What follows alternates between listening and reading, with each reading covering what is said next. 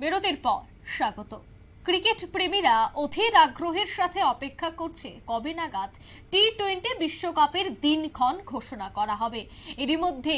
ইতিমধ্যেই কিন্তু বিসিসিআই এর পক্ষ থেকে টি-20 বিশ্বকাপের দল নিয়ে একাধিকবার বৈঠক অনুষ্ঠিত হয়েছে। তারই মধ্যে খবর যে রোহিত শর্মা এবং অজিত আগরওয়ালের সাথে বৈঠক, অজিত আগারকারের সাথে বৈঠক, টি-20 বিশ্বকাপের দল নিয়ে মূলত আলোচনা। কবে পূর্ণাঙ্গ দল ঘোষণা করবে ভারতীয় নির্বাচক মণ্ডলী, সে বিষয়ে বিস্তারিত জানবো। টেলিফোন লাইনে রয়েছে ক্রীড়া সাংবাদিক বিপ্লব চন্দ্র। বিপ্লব দা, ভারতীয় ক্রিকেট টিমের ক্যাপ্টেন রোহিত শর্মা মূলত বৈঠক করছেন টি-20 বিশ্বকাপের দল নিয়ে। এই মুহূর্তে আলোচনায় কি বেরিয়ে এসেছে? যে টি-20 বিশ্বকাপে অংশগ্রহণ করবে আগামী 1 জুন থেকে শুরু হচ্ছে এই আসর, এবং 1 জুন থেকে শুরু হওয়ার আগে আগামী 1 মের মধ্যে কিন্তু ভারতীয় দলের নামের তালিকা দিতে হবে। অর্থাৎ যে সমস্ত দলগুলো, যে 10টি দল এবারের এই টি-20 বিশ্বকাপে অংশগ্রহণ করবে, তাদের 1 মের মধ্যে কিন্তু 15 সদস্যের দলের নামের তালিকা জমা দিতে হবে আইসিসির কাছে। সেটা কিন্তু খবর, কারণ 1 মাস আগে থেকে তাদেরকে সেই প্রক্রিয়া দিয়ে দেওয়া হয়েছে, এবং যাকে কেন্দ্র করে ইতিমধ্যেই আইপিএল ক্রিকেট চলছে, 10 দলীয় আসর চলছে। সেখানে সমস্ত ক্রিকেটাররা বিভিন্ন দলের থেকে অংশগ্রহণ করছেন, এবং তার ফাঁকে কিন্তু ভারতীয় নির্বাচকের যে 3 কমিটি রয়েছে, অজিত আগারকার চেয়ারম্যান হিসেবে যিনি রয়েছেন, এবং তাছাড়া ভারতীয় দলের কোচ রাহুল দ্রাবিড় এবং ভারতীয় দলের অধিনায়ক রোহিত শর্মা, আখের চোখ রেখে কিন্তু সেই প্রতিটি ম্যাচ উপভোগ করছেন, প্রতিটি ম্যাচে নজর রাখছেন কোন কোন ক্রিকেটারদের বেছে নেওয়া হয়। সেক্ষেত্রে ভাগ অনেকগুলো রয়েছে। টপ অর্ডার ব্যাটসম্যানদের কে রয়েছেন, মিডল অর্ডারে কে থাকবেন, ফিনিশার কে থাকবেন, অলরাউন্ডার কে থাকবেন, এবং বোলিং পারফরমেন্স কাকে নেওয়া হবে। এক্ষেত্রে বিভিন্ন ক্যাটাগরিতে দল বাছাইয়ের প্রক্রিয়া চলছে, এবং সেখানে মোহাম্মদ শামি না থাকার কারণে কিন্তু বোলিং পারফরমেন্স বা বোলিং লাইন নিয়ে অনেকটাই চিন্তিত ভারতীয় দল।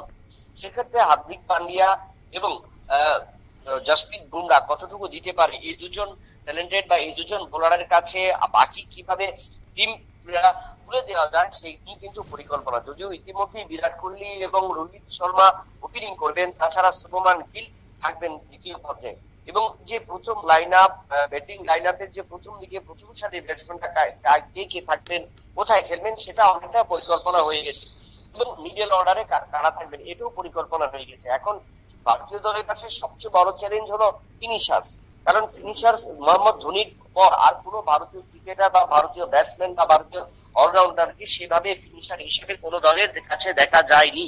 যার কারণে কিন্তু ঘরের মাটিতে যে ত্রয়োদশ বিশ্বকাপ, একদিবসীয় বিশ্বকাপ, সেই টুর্নামেন্ট কিন্তু ভারতীয় দল হাতছাড়া করেছে, অস্ট্রেলিয়ার কাছে হেরে গিয়েছে, এবং সেখান থেকে কিন্তু একটা প্রশ্ন উঠতে শুরু করেছে যে ফিনিশার হিসেবে কাকে নেওয়া যায় বা ফিনিশার হিসেবে কাকে দেখা যায়। এই পরিকল্পনা আমরা দেখতে পেয়েছি, যেহেতু আইপিএল টুর্নামেন্ট চলছে, সেক্ষেত্রে সঞ্জু স্যামসন বা কেএল রাহুল তারা কিন্তু আইপিএল এ খুব ভালো ফর্মে রয়েছে। সেক্ষেত্রে ঋষভ পান্ট পুনরুত ছন্দে ফিরে এসেছে। তোমার কি মনে হয় ভারতীয় একাদশে কে জায়গা পেতে পারে? দেখো, সেই ক্ষেত্রে ভারতীয় দলের টপ অর্ডার ব্যাটসম্যানরা বা প্রথম সারির ব্যাটসম্যানরা, ধরো বিরাট কোহলি, তুমি যেটা বললে, কেএল রাহুল, তারপর শুভমান গিল, রোহিত শর্মা, প্রথম ব্যালেন্সিং এর বা ওপেনিং বা এই সারিটা কিন্তু মোটামুটি ঠিক হয়ে গেছে, কারণ ব্যাটিং লাইন আপে ব্যাটিং পারফরমেন্স প্রত্যেকেরই ভালো, এবং সেই ব্যাটিং পারফরমেন্স আইপিএল এ যেটা দেখা গিয়েছে তার 1 মাসের মধ্যেই কিন্তু সেই টুর্নামেন্ট, যার কারণে কিন্তু ব্যাটসম্যানদের উপর নির্ভরশীলতা রাখতে পারছে ভারতীয় দল। ভারতীয় দলের সবচেয়ে বেশি দুর্বলতা হলো মিডল অর্ডার, ফিনিশার এবং বোলারদের নিয়ে।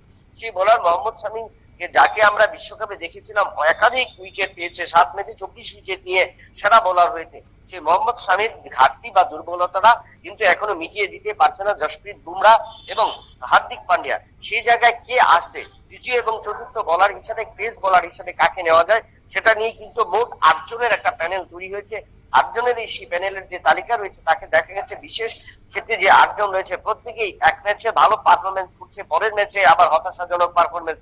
তো সেই ক্ষেত্রে যেহেতু আরো প্রত্যেক দলেরই টি-20 আইপিএল এ আরো প্রত্যেকটি 5টি করে ম্যাচ রয়েছে, তো সেই ক্ষেত্রে ভারতীয় ব্যাটসম্যান বা নির্বাচকরা কিন্তু সেই বাকি 6টি ম্যাচের উপরই কিন্তু তাকিয়ে রয়েছেন, এবং তারপর কিন্তু তাকিয়ে থাকার পর সেখান থেকে তারা বাছাই করে নেবেন বোলার এবং ফিনিশার, এই দুটোর উপরে ডিপেন্ড হবে।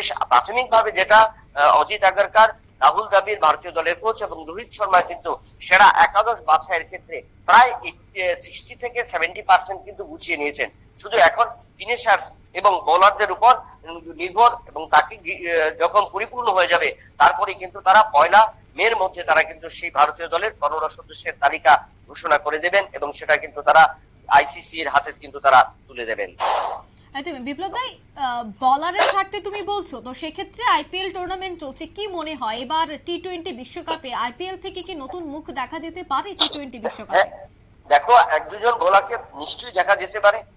যে সমস্ত বোলাররা ইতিমধ্যেই কিন্তু আইপিএল এর বিভিন্ন ক্ষেত্রে বিভিন্ন ভাবে রয়েছেন এবং তারা কিন্তু পেস বোলিং এর ক্ষেত্রে অসাধারণ পারফরমেন্স, স্পিন বোলিং এর ক্ষেত্রে যুজবেন্দ্র চাহাল কিন্তু ভালো ফর্মে রয়েছেন, দীর্ঘদিন ধরে কিন্তু ইন্ডিয়া টিমে সুযোগ পাননি, কিন্তু এই যুজবেন্দ্র চাহাল কিন্তু তার বোলিং পারফরমেন্স অর্থাৎ স্পিন বোলিং এর পারফরমেন্স কিন্তু তুলে ধরেছেন, এবং যার কারণে স্পিনার এবং পেস বোলার প্রত্যেকের উপর দিকে নজর রয়েছে এবং সেখানে 5 জনকে নেওয়া হবে এবং সেই 5 জনের ক্ষেত্রে 3 জন স্পিনার এবং 3 জন পেস বোলার যেখানে থাকবে সেখানে কিন্তু নেওয়া হবে।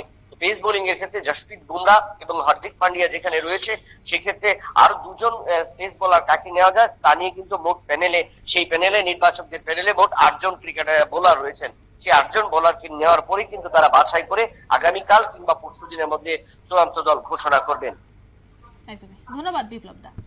অর্থাৎ আগামী কয়েকদিনের মধ্যেই গোটা দলের পূর্ণাঙ্গ দল ঘোষণা করা হতে পারে। ভারতীয় নির্বাচক মণ্ডলীর ইতিমধ্যেই চলছে জোর আলোচনা, যেখানে রোহিত শর্মা এবং অজিত আগারকরের বৈঠক হচ্ছে। নিয়ে নিচে ছোট্ট একটি বিজ্ঞাপন বিরতি, সঙ্গে থাকুন।